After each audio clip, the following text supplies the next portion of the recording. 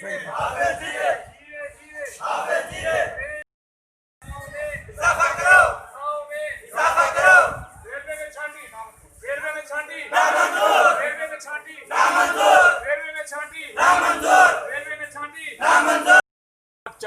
Railway मुलाजिम थे, जो कम होते होते अब सिर्फ 70,000 रह गए हैं।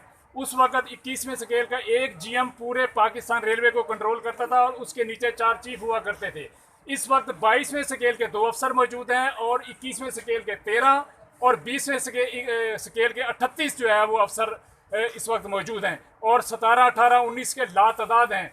रेलवे जूँ जूँ 70 के बाद सुकड़ती गई और अफसरों की तादाद में बेतहाशा इजाफा होता गया है और हम ये किसी सूरत हुकूमत को ऐसा नहीं करने देंगे। हम लोगों के रोज़गार के साथ इनको खेलने का मौका फराहम नहीं करेंगे।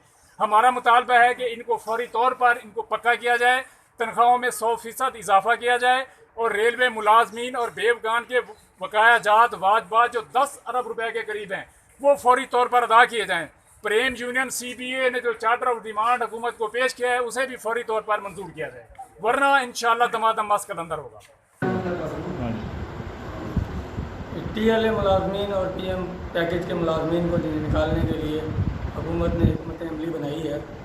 इसके बारे में हम ये कहेंगे कि TLA मुलाजमीन और PM पैकेज के मुलाजमीन को ना निकाला जाए।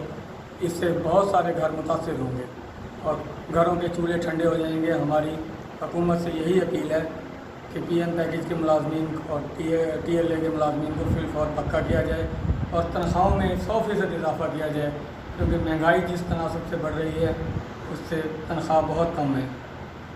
जनाब अली मेरे वज़ीर आज़म और चीफ जस्टिस से अपील है कि बराए मेहरबानी इस पर नज़र करम कीजिए।